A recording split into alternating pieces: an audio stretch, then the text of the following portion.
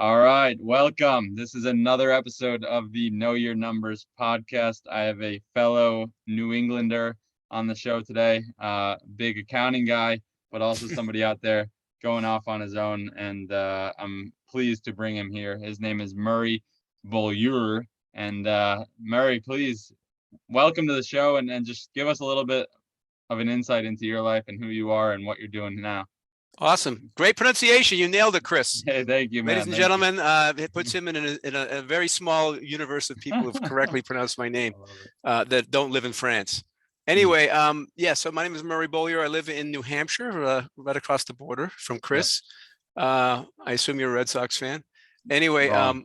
Wrong. Oh, Sorry. my. Okay, Yep. let's stay off that topic. Yeah. Anyway, so I as a former Army officer. And I had a 40-year career in corporate finance, as a cost accounting manager, controller, etc. Everything related to financials of manufacturing, cost of goods sold. And I actually found it interesting, believe it or not. It's as twisted as it sounds. I think we did a lot of good things. I worked for some great companies, 3 Fortune 500 companies. And, I got no serious regrets, learned a lot, worked with some great people. I was the only extroverted accountant we had. And luckily I had, frankly, Chris, full disclosure, I'm not that great with numbers. That's good. I like it. But I had some smart people who did, but they couldn't speak. So I had to be able to speak. Here's the deal.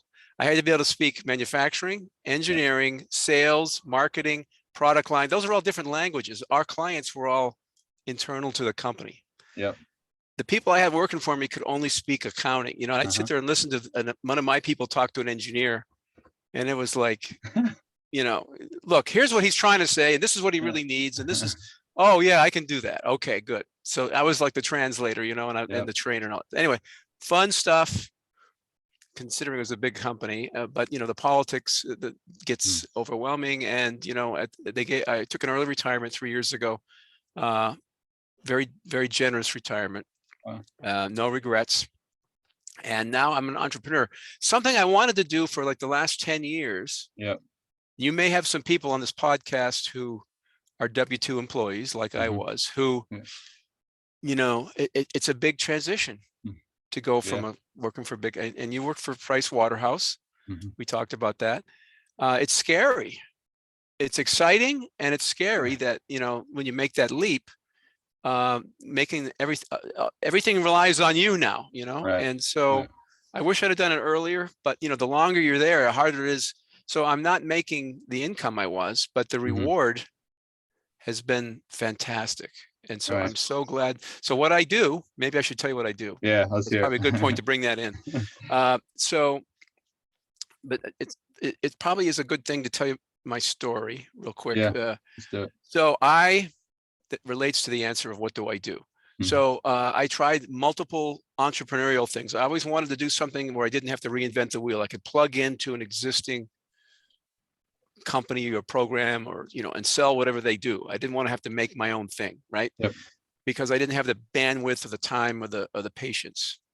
And I failed about 1,000 different things. This is while I was employed. I was always trying to do something on the side, knowing that eventually I was going to leave this big company. And so when I left, generous offer, full disclosure, Chris, I'm talking to a guy who's a CFO accounting expert.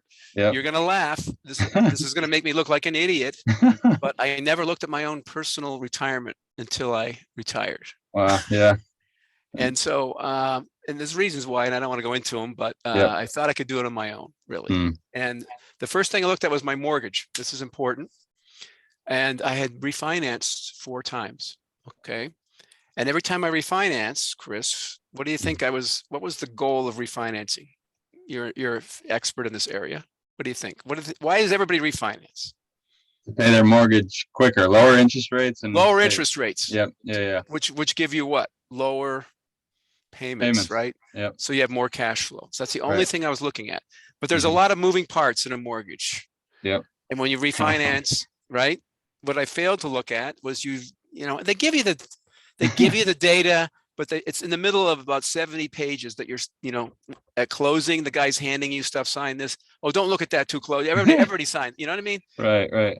And, I just was ignorant. And this is embarrassing. I'm a financial guy. I didn't know how mortgage interest was calculated. That's the rub. Yep. And, it's an amortized closed-end loan, which I know now. And the math, here's the key. The math of all debt is the interest rate. The interest of all debt is calculated differently for each type of debt. I didn't know that. I'm a finance guy. Right. I was crushed, seriously, physically ill. I lost sleep, and I was too embarrassed to tell my wife that I'm not going to pay off this mortgage where we've lived for 25 years already for 25 more years until I'm 80. Oh. That realization, because I didn't look at that angle when I was refinancing. You don't look at that. It's too far out. And so for whatever reason, just incompetence, I'm going to say, or ignorance. So that was a crushing blow. So with that backdrop of what an idiot I am, no. I came across a guy on LinkedIn. I'm a heavy LinkedIn user. Yep. I have been for 20 years. I think it's a great platform. And this guy said, I had to show you our debt elimination program. And so he did. I was trying to sell him something else. And he won. He showed me this program, and I'm going to be able to eliminate. So this program is an award-winning software that shows you, I'm finally answering your question. Yeah, no, I like it. This is how to eliminate all your debt in as little as 1/3 to 1/2 the time without, drumroll, without changing your lifestyle, without changing your budget, within your existing cash flow. So you don't have to sell your car and ride a bicycle. You don't have to live on ramen noodles like Dave Ramsey, forget Dave Ramsey.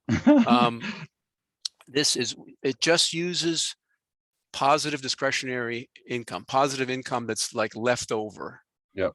You know what I mean? So you don't change anything. If you're investing in real estate, you don't change that. It's not like you take something away to do this. It's within, it's just using money it's optimizing everything you have. Okay. Yep. And it's using 26 pages of banking algorithms like a financial GPS. It's a great analogy. We use that analogy a lot. It will get you to eliminate all your debt as fast as mathematically possible by using the same concepts that banks use. Okay. Banks are great at making money from money. Yep. Right. Things like sweep accounts and floats and interest rate arbitrage, all these fuzzy things you probably might know about, but the average person doesn't, which I didn't know. Right. And it puts them in your hands. And I'll just wrap my answer up by saying I'm going to save $110,000 in interest. Wow. And 23 years off all my debt, not just my mortgage. This works for all debt. We talk about mortgages a lot because that's typically the biggest debt, but we also have a car loan. Okay. Yep. And I'm going to save 23 years. At my age, the last thing I want to do is be paying a mortgage, I'm retired, right? Right. 23 years and 110 grand without changing my lifestyle. So wow. I feel blessed to have this technology. And I said, I also want to share this with other people. And so I appreciate the opportunity to be on this broadcast because I think a lot of people don't want to talk about it, but any money you have in debt that's paying off debt is a captive of debt. That's money you can't apply to something else that you'd rather be doing. Right. I mean, there's good debt and bad debt. I'm probably jumping ahead with a lot of comments here. And even with good debt, which is something you need to invest in something, maybe like to buy a home, even though that may be good debt, wouldn't it be better if you could pay less interest on that good debt than what whoever you borrowed it from is expecting you to pay? So anyway, that's a lot bigger answer. Wow, a lot of hot air. I hope people are still awake. Yeah, I am, man. I'm fired up. You just gave a wealth of knowledge in a short amount of time, and there's a lot of ways that we can go there. But I'm curious, Murray, if you're willing to talk about it. You mentioned your wife, and you mentioned the fact that this was going to hold you up for 25 plus years, and something that's near and dear to my heart is the fact that money isn't talked about, and it's the reason a Mm, lot of relationships end. And I'm curious 100%. how that worked in your relationship. Share as little or as much as you'd like, but Well, that's something that I've recently found out. that's been a sore spot with us. Yeah. Communication. I think our communication, well, she would probably disagree, but I think our Right. communication is okay. Yeah. But personal finance communication has been awful, Hmm. and the onus is on me. And I have this stupid male Yeah. mentality that I have. That's my problem. I'm going to handle it. I don't want to burden you with Hmm. it. Yeah. The reality is, you're not. It's far better to share the Right. information than try to hide it. And I don't know why. I don't know. I just and so I've this has been a blessing in disguise, Yeah. actually. We're not out of the woodwork yet, we're Right. still in debt, but we have a path. Hmm. So to answer your question, it was and my wife,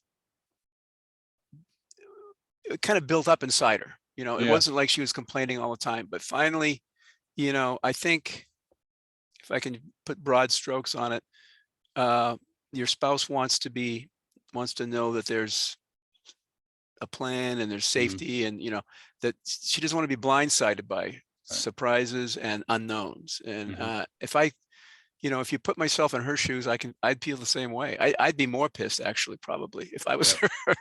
her. So I look back and I say, what a friggin' idiot. Luckily we're still hanging in there on Yeah. what is it, I have to sit here and count, 32 years. Yeah. Wow. So Wow. anyway, you're absolutely Yeah. right. What a good question. No one's ever asked me that. Can I add something to that? Yes, please.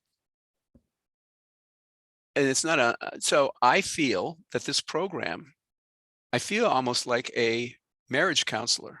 Uh-huh. Not that I say that anything overtly, but I'm having a Zoom call. Everything is on Zoom, right? Yeah. And Right. and if it's a married couple I'm talking to, Hmm. we're sharing, and you can see whether you like Zoom. I like Zoom because you can see. I don't particularly like phone calls. I like Zoom because Yeah. you can really see the person. You can see in their Right. eyes. Hmm. And we're having this conversation, um, and when I can share what the program will do, we run an analysis for everybody. Yeah. So, but the ability, and this is sound like I'm plugging the program, which I guess I am, but Yeah. Come the on. reality is, when you can show somebody a path to get out of debt, Hmm. particularly when you can, without getting into their personal family dynamic, you could just see the stress. Yeah. You could see that. Honest to God, it happens a lot. When I Hmm. show them the new numbers, or we think we can do.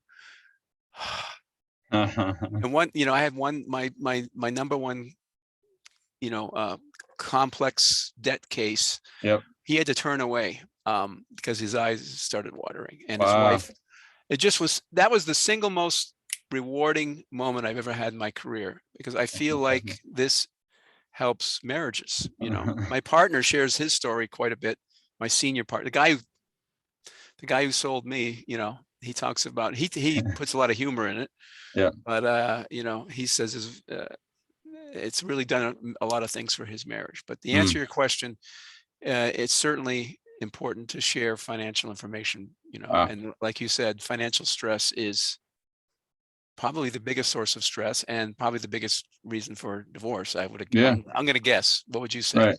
Yeah. No, I think it's statistically proven. I don't have the numbers in front of me, but I do believe that it is the number one, if not it's top three probably. But I think that just goes to show, man, it's like the change that you can when you start talking about money, Mm, and when you start to put everything on the table and get crystal clear, the mm, peace that it can bring when you find out that there is an answer. I mean, you're talking about a guy that's brought to tears. Like, that's what my biggest philosophy is that we don't talk about it enough. Like, everybody's like, okay, I'll spend this here and that there. Like, don't ask me any questions about where the money's coming from, but but like yeah, it'll figure it out. I can just make more money, or like I'll get a raise next month or something like yeah. that. Like, but I mean, that's what I think will tie into nicely about the biggest question I had for you, Murray, was your tagline is from debt to wealth. And for me, Mm, it's like, okay, what is wealth? There's because people associate being rich and having all the material goods as being wealthy or well off, but I don't think mm, that's necessarily the case, and some of the wealthiest people that we know of have the simplest lifestyles. So I'm curious as to what your definition of wealth would be. Gosh, I got to say, I don't know how old you are, but you're very articulate, and I don't want to you. try to. I don't want to try to, emphasize the age difference here, but No, your wisdom exceeds your years. thank you. No one's ever asked these questions, Ah, so great mm, questions. And I will say, getting back to your earlier comment before I answer, even if you don't have the answer financially, yeah. it helps to talk about it, because if you do it in a way like, I need your help, we need to do this together, it's much stronger. The chances of, if you approach it from, I don't want you to know anything, it's really gonna, it just increases the stress. And so you're better off trying to tackle the issues together, Mm-hmm. as long as you really are sincere about working together and not condescending or anything like that. Your chances of success are going to be much better. So Mm, thank you for your points. I had to add thank to you. that. That was such a great point. In terms of wealth, yeah, everybody has a different definition of wealth. Mhm. I decided a long time ago that I didn't need the latest sports car. I used Yeah. to, that was a Uh-huh. big deal when I was younger, before I was married. Yeah. And I didn't need the biggest house, just more headache. But what I do need is the freedom to do what I want, Mm. when I want. Yep. That is true wealth. And so I'd like to travel, and I'd like to go visit friends, college friends. I have my best friends I've had in my life, and they're all over the country. I'd like to go to Europe. Mhm. I'd like to see where I was. I'd like to go to the town called Beaulieu, France. Yeah. Okay, it's right. Okay. Seriously, okay, Yeah. it's right on the Mediterranean. Yeah. It Well. in French, if anyone's listening, it means beautiful place, and this Mm. place is amazing. It's right next to Cannes, where the film festival is. Right on the Mediterranean there. Oh man. Wow. Anyway, that's my goal. My number one bucket list. I want to go Man. drink a lot of wine, drink a lot of coffee, and shake hands with the mayor of Beaulieu, France. Oh, that's great. Whoever the hell that is. But anyway, the answer is, when you have money that's locked up in debt, Hmm. that's money you can't do anything with other than pay the person that you owe money to. And so when you can get out of debt, you now have control over your own money and then your own destiny, and you can do whatever you want whenever you want.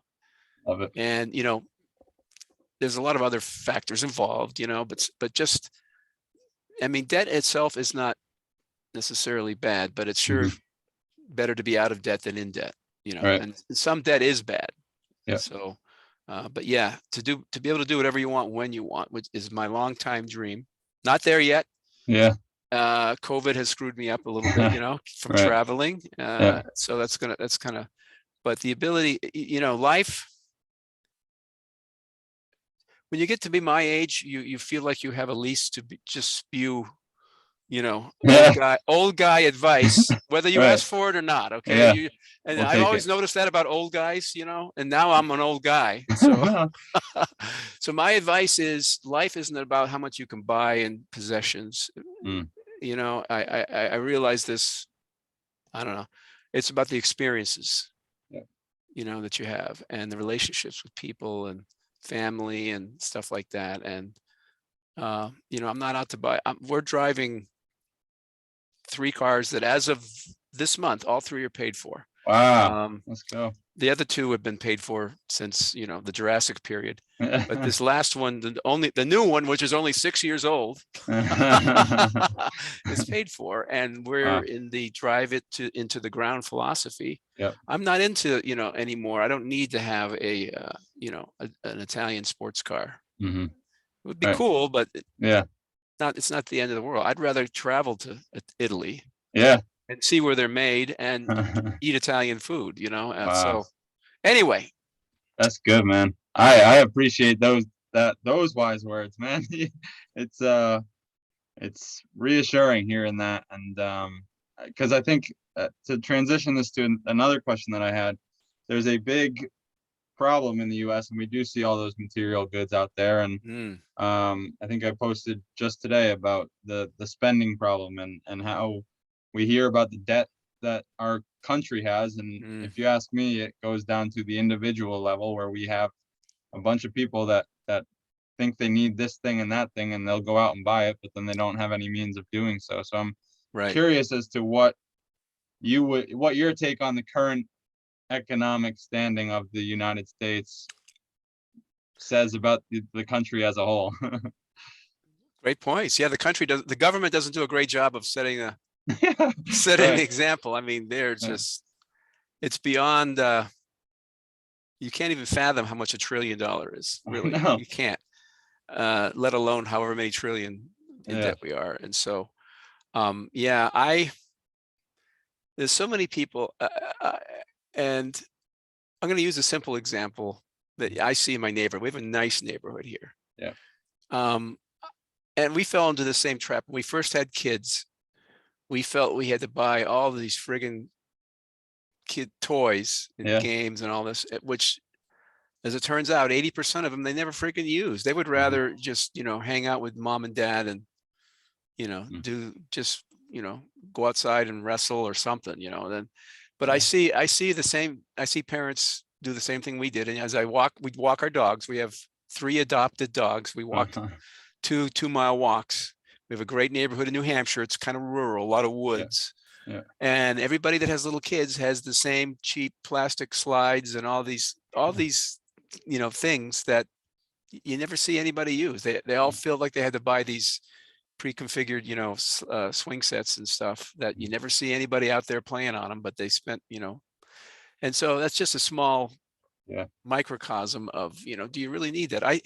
Here's what I think. In addition to overspending, I think we're conditioned to think more of, can I make the payment, Mm. than what does this really cost? Mhm. Such as me and mortgages, Yeah. such as, when's the last time you saw a car ad where they actually told you what the car costs? Uh-huh. It's like math voodoo.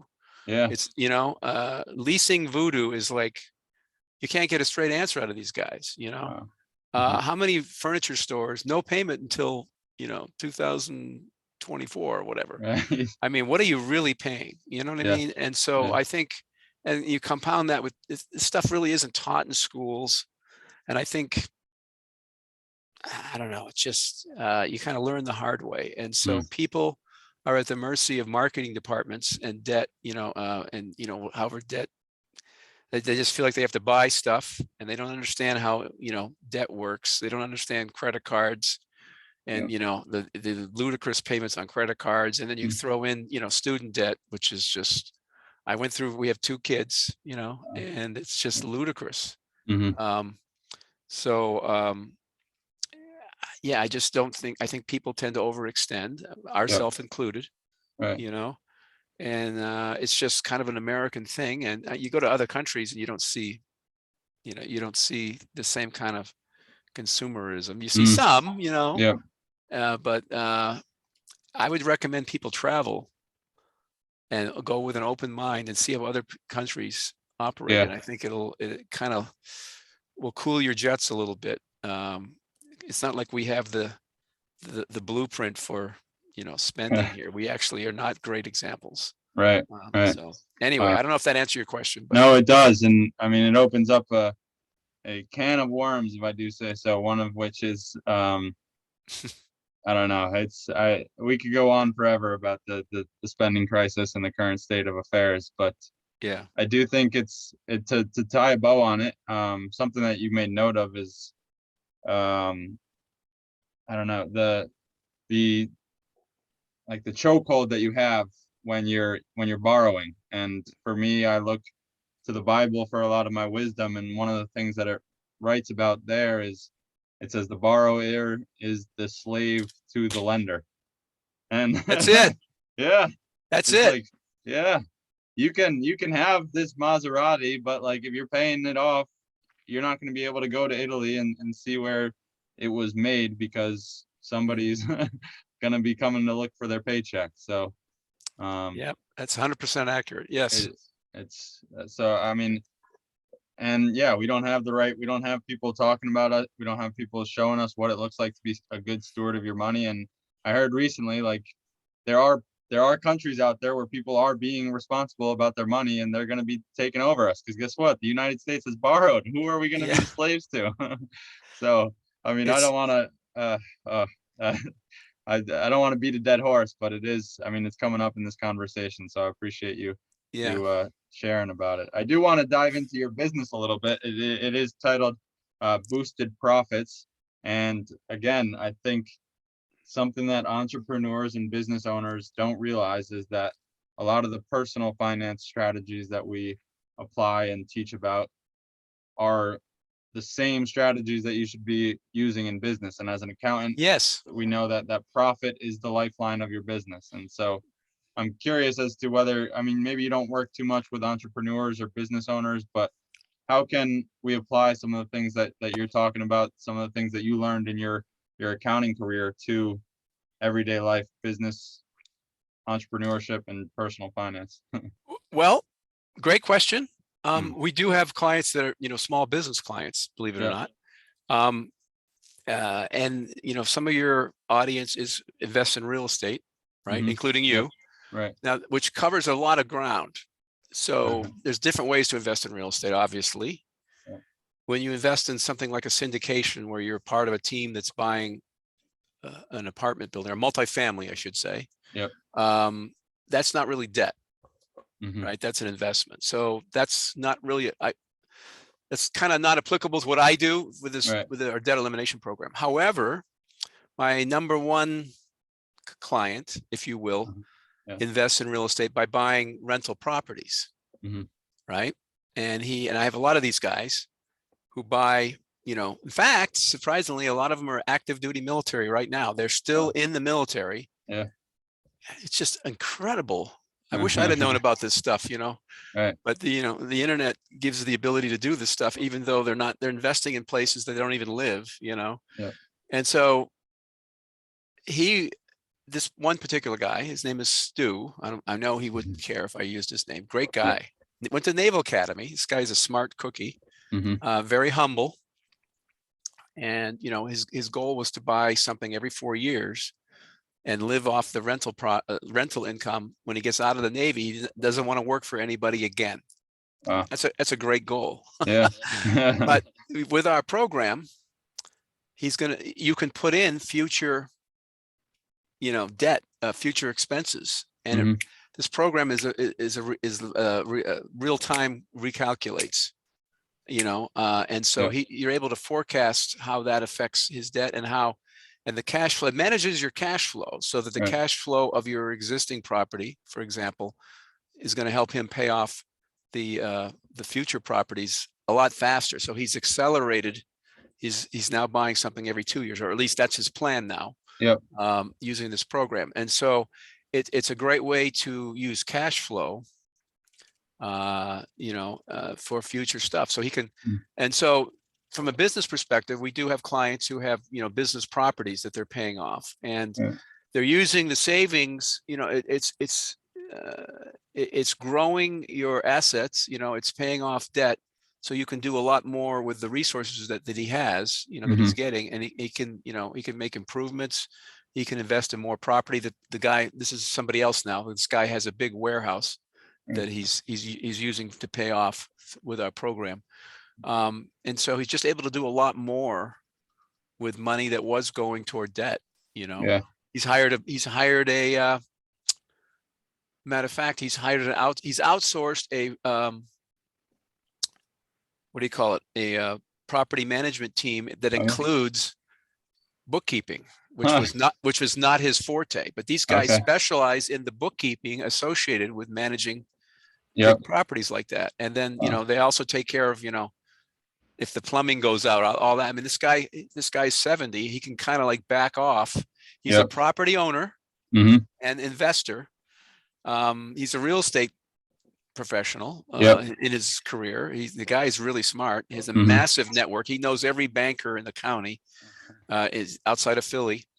And but he can kind of, now that he's 70, whatever, Yep. he can kind of get out of the business, the day to day, and live, and take more advantage of the passive income he's getting. And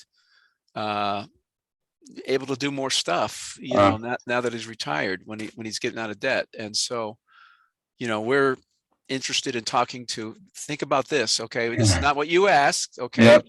Come on. But think about if you're a real estate, I like to partner with people in other financial services. Yep.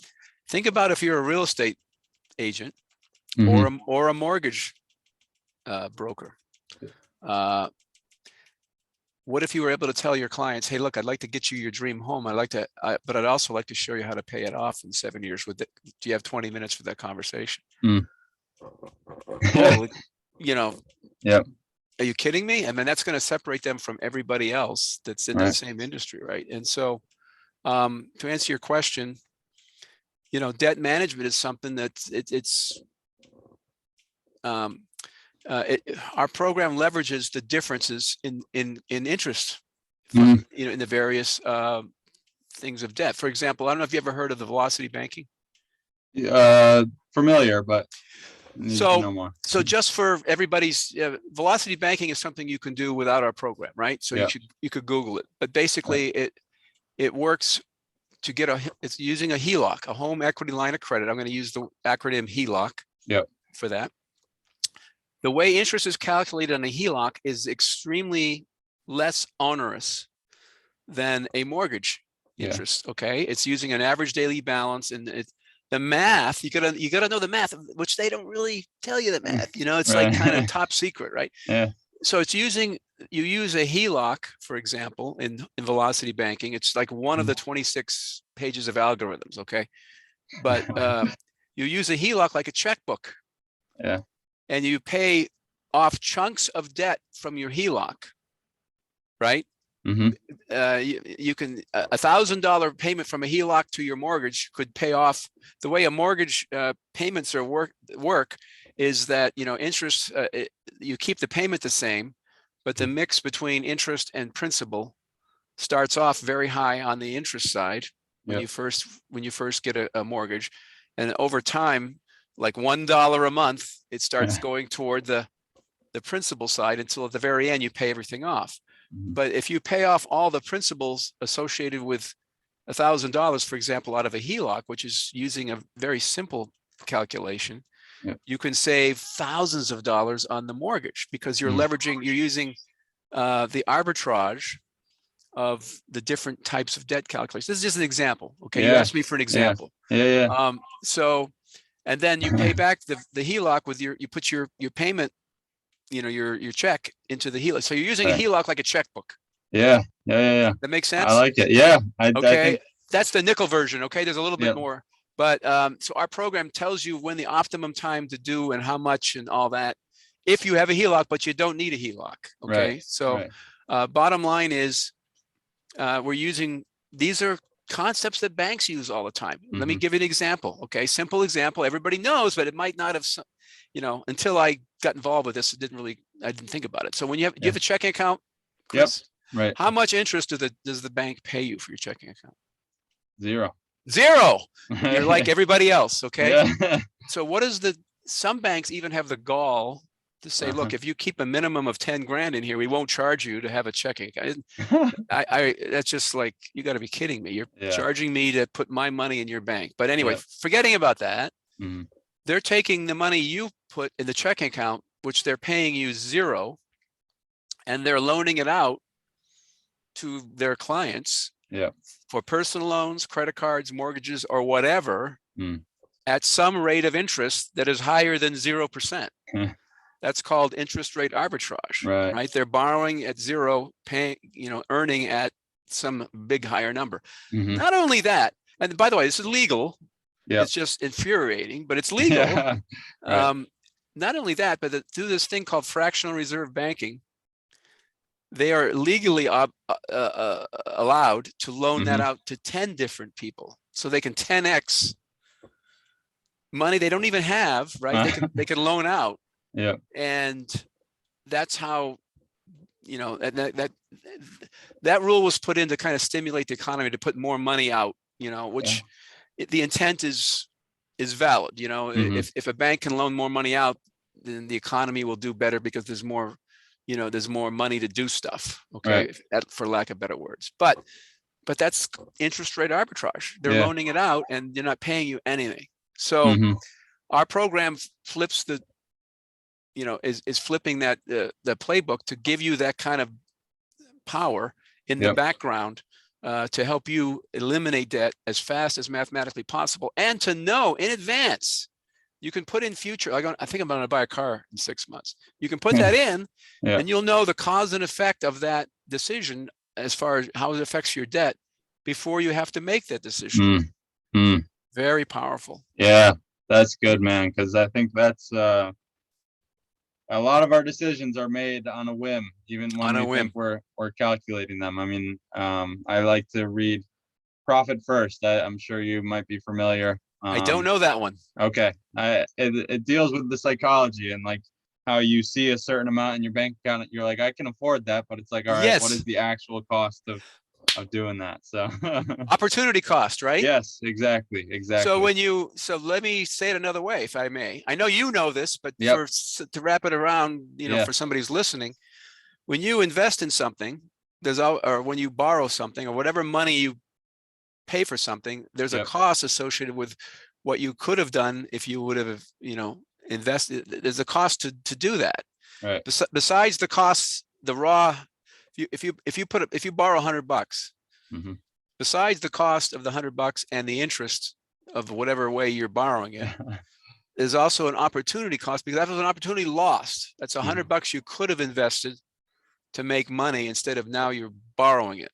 Yep. So Yeah. it's more than $100, and it's more than whatever interest you have. The actual opportunity cost is higher than that. Yeah. And people don't think about that, Right. And it's hard to put a value on it because it's your time, it's your Yes. profits, and yeah, it's your treasures, honestly. So I think that's a good. I mean, Murray, I could talk all day with you. I know this is the first time that we've had a conversation, but it We're going to lit talk me on again, fire. Chris. Yes, Okay. We're going to yes, talk again. I would love to, and hopefully sooner rather than later, whether that's in Yes. person or on Zoom again. But I do like to close with one final question. And before we do so, Murray, if you want to just plug some information where people can find out more about your program, more about you, and connect with you one-on-one. Thank you, Chris. So the easiest place to get a hold of me is, since my last name is so hard to spell, it's actually on LinkedIn. Okay. Mm-hmm. I have a lot of connections on LinkedIn. I'd love to share my network with you. So my name is Murray Beaulieu. The last Yep. name is tough to spell. It'll probably hopefully be in your notes. Yep. You can search for me on LinkedIn, but you can also search for Debt Buster. Mm. Okay. Yeah. And I think I'm the only debt buster on LinkedIn, but Right. certainly reach out, shoot me a message, shoot me a connection request, take a look at my profile. We've got a lot of information on this program. I really feel it's the most professionally rewarding thing I've ever done in a 40-year career. Now I'm a relatively old guy. No. Okay. I just act childish, but I'm old, in age. And of all the things I've done professionally, helping somebody get out of debt is, families, or particularly, if I may say, Yep. my two biggest types of people that I'd like to help, if anyone wants to talk, are people who are just about getting ready to retire, so they're not in debt in retirement, but actually people your age who are just getting out of college, massive college debt, want to buy their first home, want to, just got married, maybe want to start a family. They're starting out in the hole, want to buy their first home, but they can't because, college debt, and, it's just ludicrous, brutal. And you may have a waiver on, a government COVID exemption, but it affects your credit rating. You can't get a house if you owe some college a ludicrous amount of money. You already know that if you have college debt. But so I like to work with young professional people who are, to get them on the right track early on. Yep. And not make the same mistakes I did, and just start off with a fresh path, that you're not burdened by debt, you're not slave to debt like we've talked about here. Yeah. So if anyone, if that appeals to anybody, please reach out to me. So that was another long answer. Sorry. I love it, Chris. man. I love it. And I love your heart. And you say you're old, but man, you look very young. And I know you got many years left to live. So I'm excited for you, Murray. I will close with the question that we ask all our guests. And that is, Murray, what is one truth about money that most people regard as myth? Wow. I didn't get it prepped for this. Yeah, I'm sorry. One truth that most people, well, you know, you heard the thing, money isn't everything, you know, and it's not. Right. But it can help you get a lot of things that are, you know, are worthwhile in life, such as, like I want to travel. Yep. I want to travel. I want to visit family members and friends that I've made over my long career. And, you know, it takes a little bit of money to travel. You have to live. You have to have some kind of income to live, you know. Yep. And so I don't need to be a millionaire, Right. but I do need enough to do to achieve the dreams that I want to have, you know. And so money isn't everything, but it's, you know, relationships are much more important. Yep. But I don't know if this answers your question, but I would say it's certainly better to have money than not to have money. And, you know, some level of safety and living is required, you know. Right. So and it's important to be wise and do it wisely, and, you know, don't owe everybody a bunch of money, and listen to people like you who are good with money and know their way around. So wow. Right. Thank you, Murray. Well, this has been a fruitful time, and I'm so glad that we connected and were able to run it. I look forward to the many conversations to come, man. But I just thank you for your time and your wisdom, your knowledge, and sharing your story, man. People are going to benefit. I've been honored to be here, Chris. Thank you very much. My pleasure. We'll talk soon, Murray. Enjoy the rest of your day. Awesome. See you.